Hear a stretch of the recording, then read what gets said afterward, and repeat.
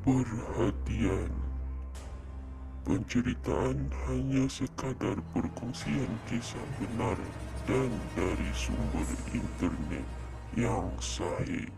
Hai geng, Assalamualaikum. Welcome to channel Faiz Cerita.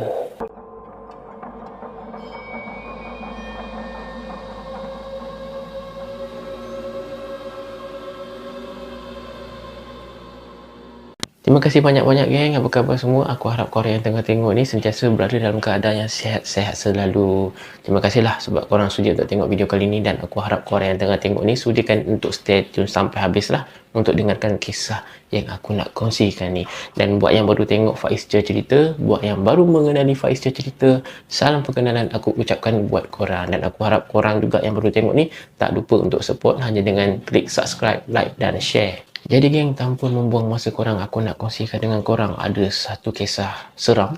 Tapi kisah seram ni pelik sikit. Hantu kena tembak. Korang mesti pelik kan? Sebab bila aku dapat tahu kisah ni pun pelik juga geng. Hantu ni kan adalah spesies makhluk gaib. Mana boleh kita nak tembak pula hantu tu kan? Tapi inilah yang berlaku geng. Kalau korang nak tahu apa yang terjadi, korang stay tune lah sampai habis untuk dengarkan perkongsian aku ni. Dan kisah yang aku nak kongsikan ni boleh dikatakan seram juga, ada misteri, dan sememangnya sangat-sangat pelik lah. Tapi kisah ni bukanlah berlaku di dalam Malaysia, tapi berada di luar Malaysia. Memang kalau diikutkan geng, tak logik. Memang korang pun yang tengah tengok ni mesti pelik kan? Hantu boleh kena tembak. Kejadian yang pelik ni berlaku sekitar pada bulan Januari tahun 1804. Kisah ni terjadi dekat sebuah daerah yang bernama Hammersmith, terletak di kota London di England. Pada ketika itu geng, daerah Hammersmith ni memang dikatakan satu tempat yang menyeramkan juga. Selepas beberapa penduduk yang duduk dekat situ, diorang memberitahu mereka ni sering ada ternampak kelibat hantu dekat kawasan sekitar. Bagaimanapun, ada satu malam, kisah dekat daerah tersebut berubah daripada sebuah kisah yang seram menjadi kepada sebuah kisah pembunuhan. Maka bermulalah kejadian di mana hantu ditembak. Menurut info lah, dekat Hammersmith ni, untuk pertama kalinya penduduk-penduduk dekat situ nampak hantu ni dekat situ pada bulan November 1803. Dia katakan ramai penduduk dekat situ, diorang dapat saksikan ada kelibat hantu sedang merayau-rayau di kawasan barat London. Ada juga laporan yang memberitahu, ada beberapa saksi lah ketika itu, yang di mana mereka bagi tahu ada juga gangguan daripada hantu yang mereka nampak tu menyerang manusia secara fizikal. Korang rasa pelik tak? Aku rasa pelik geng, sebab kita tahu hantu ni adalah spesies makhluk halus. Mustahil spesies hantu ni ataupun makhluk gaib ni boleh menyerang manusia secara fizikal. Maksudnya boleh menyentuh tubuh badan kita. Tak tahulah serang yang macam mana kan.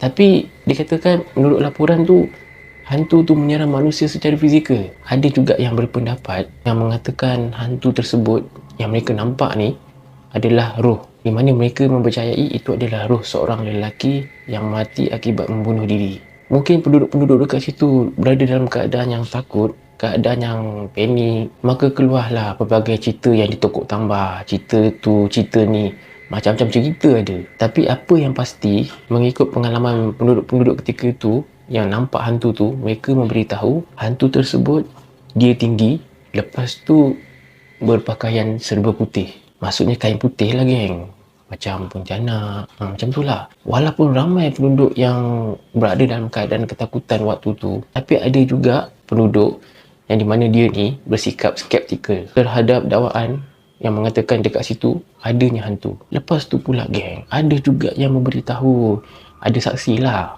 katanya dia ada pernah ternampak hantu yang berkain putih tu. Ada satu hari tu, hantu tu menanggalkan pakaian dia ataupun kain dia dan terus berlari ke tempat lain. Terlampau banyak sangat cerita geng, yang sana sini ditokok tambah, yang direka, sehingga membuatkan penduduk dekat situ makin lama makin takut. Tapi sebenarnya kalau kita fikirkan balik, kalau kita berada di tempat mereka ni, kita takut, tapi kita boleh fikir, yelah, dengan ada kisah yang macam tu, hantu tu buka baju ataupun kain, lepas tu lari pergi ke tempat lain. Kalau korang rasa macam mana? Mesti rasa macam was-was kan? Nak takut ke tak nak takut? Sebab banyak sangat cerita yang belum sahih ni. Walaupun penduduk kat situ dah dengar cerita daripada saksi tu yang memberitahu hantu tu pakai kain putih lah dan sebagainya ni, mereka tetap dalam keadaan yang takut. Diorang tak ada rasa macam tertanya-tanya, was-was ke, tak ada. Sebab diorang kata mungkin apa yang diberitahu oleh saksi tu memang hantu betul. Pada zaman tu pula geng, pakaian warna putih ni merupakan pakaian yang sering dipakai oleh tukang batu yang ada dekat situ. Ada seorang tukang batu dekat situ yang nama dia Thomas Millwood. Pernah ada satu ketika tu, ada jugalah beberapa penduduk, tapi tak ramai lah yang tahu tentang Thomas Millwood ni. Ramai juga yang bila ternampak dia tu terkejut geng, jadi macam terperanjat. Lagi-lagi bila terserempak dengan dia pada waktu malam. Isteri kepada tukang batu yang nama Thomas Millwood ni tadi, isteri dia selalu nasihatkan dia, yelah dia minta suami dia ni pakailah baju warna lain sebab boleh mendatangkan ketakutan pada penduduk-penduduk, orang-orang awam yang ada kat situ. Sebab yelah takut tersalah sangka. Dalam waktu tu pula boleh dikatakan cerita pasal hantu kain putih ni berleluasa kan. Dia pula pakai baju warna putih macam tu. Isteri dia dah nasihatkan banyak kali dah geng, tapi dia tetap dengan pendirian dia nak memakai baju putih tu sentiasa. Memang apa yang berlaku dekat Thomas Millwood ni memang tak ada siapa lah yang dapat sangka. Tak ada siapa pun yang jangka nak berlaku keadaan macam tu. Laporan berkenaan dengan kelibat hantu ni dekat kawasan Hammersmith akhirnya boleh sampai dekat ada seorang pemburu hantu ni. Pada 3 Januari 1804, ada seorang lelaki tempatan yang bernama Francis Smith membuat keputusan dia nak mencari lembaga yang berkain putih yang didengar tu, yang kecoh sangat pasal lembaga kain putih ni kan. Dia nak pergi memburu hantu tu, dan dia bagi tahu dia nak pergi memburu ni siap bawa senapang lagi geng. Kalau dia nak pergi memburu dalam hutan, nak tembak haiwan-haiwan macam, yalah, macam yang selalu kita dengar kan, pemburu hutan kan, logik lah. Tapi ini dia nak pergi buru hantu ni, siap dia nak bawa senapang lagi. Memang penduduk-penduduk dekat situ ketika itu memang pelik dengan tindakan dia ni. Dan ada juga yang tanya dengan dia ni dan bagi tahulah dekat dia ni, kenapa nak kena bawa senapang nak pergi memburu hantu tu? Manalah Lut, dia kan hantu. Tapi si pemburu hantu ni dia macam tak pedulikan pun apa yang orang lain nak cakap. Dia bagi tahu dia tak peduli pun dengan apa kata-kata orang. Dia teguh lah dengan niat dia tu tadi, nak pergi memburu hantu kain putih tu, nak pergi meronda-ronda dekat situ. Pada waktu si pemburu hantu ni tengah buat rondaan, kebetulan pula si tukang batu Thomas Millwood ni tadi, dia sedang berjalan nak balik ke rumah. Masa dia nak berjalan tu, dia kena lalu ada satu tempat ni tau, yang nama tempat tu Black Lion Lane. Black Lion Lane ni merupakan sebuah pub. Pada masa yang sama, pemburu hantu yang namanya Smith ni tadi, dia ternampak Thomas Millwood ni sedang berjalan. Kira dia terserempak lah. Lepas tu dia pergi tegur lah Thomas Millwood ni. Dia tanya, engkau siapa? Engkau sebenarnya apa? Tak sempat si Millwood ni nak bagi tahu nama dia apa semua. Tak pasal-pasal kena tembak geng. Tak sempat lagi dia nak balas jawapan kepada Smith ni tadi, terus kena tembak. Lepas Smith dah tembak Thomas Millwood ni tadi, barulah dia sedar yang dia tembak ni bukanlah hantu tapi sebenarnya manusia. Bila dia dah tahu keadaan sebenar, Smith ni tadi dia nak selamatkanlah cepat-cepat Millwood ni. Dia nak bawa Millwood ni ke dalam Black Lion Lane ni, dia nak selamatkanlah, tapi tak sempat. Dan Smith ni kemudiannya dihadapkan ke mahkamah atas tuduhan membunuh. Smith mengaku yang dia yang menembak Millwood ni tadi, tapi dia salah sangka sebab dia kata dia ingat Millwood ni adalah hantu yang sering diperkatakan oleh penduduk, yang di mana berkain putih dan sebagainya tu. Dia dah salah anggap. Agak kontroversi jugalah kes pembunuhan ni. Kes ni juga agak menyukarkan hakim untuk membuat keputusan. Akhirnya Smith didapati bersalah dan dijatuhkan hukuman mati, tetapi kemudian ditukarkan kepada hukuman penjara selama 1 tahun serta kena melakukan kerja berat. Tak lama kemudian geng, aku rasa ini adalah punca kenapa benda semua ni berlaku. Tiba-tiba ada seorang lelaki bernama Graham. Dia tampil membuat pengakuan bahawa dialah yang bertanggungjawab terhadap penampakan hantu yang sering diperkatakan tu di daerah Hammersmith. Graham ni bagi tahu sebenarnya dia ada rasa geram dengan seorang pelatih yang berada dekat tempat kerja dia. Sebab pelatih tu sering menakut-nakutkan anak Graham ni dengan cerita-cerita hantu. Sebabkan dia rasa geram, sakit hati kan.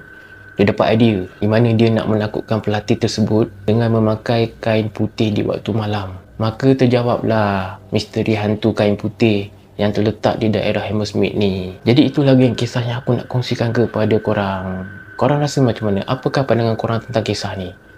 Itulah dia kan. Gara-gara si Graham ni tak pasal-pasal kecoh satu daerah tu. Pasal kisah hantu kain putih ni.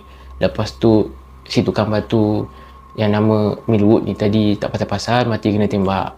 Jadi dah salah sangka lah penduduk dekat situ gara-gara dia. Dan tak pasal-pasal pula lelaki yang bernama Smith ni tadi dijatuhkan hukuman. Rupanya dia lah yang menjadi hantu kain putih tu. Jadi betul lah kata saksi tu geng. Yang ada saksi tu nampak hantu kain putih tanggalkan pakaian dan lari. Betul lah tu. Kerana hantu tu adalah merupakan seorang manusia. Inilah geng kisah yang aku nak kongsikan kepada korang. Kisah ni memang ada seram juga geng.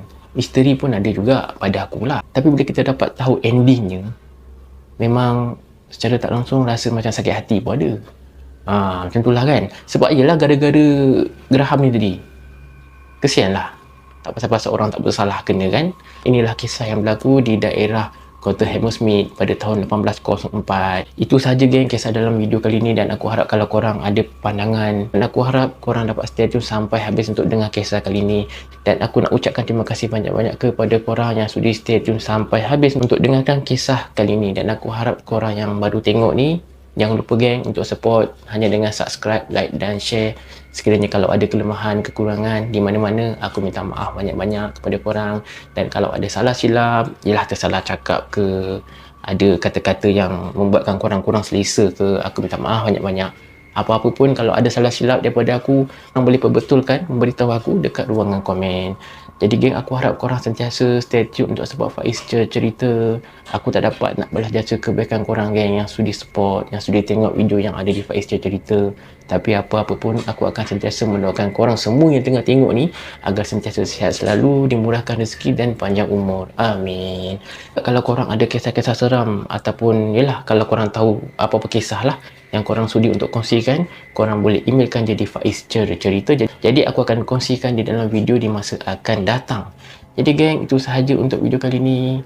Terima kasih semuanya. Kita jumpa dalam next video. Assalamualaikum. Habis cerita.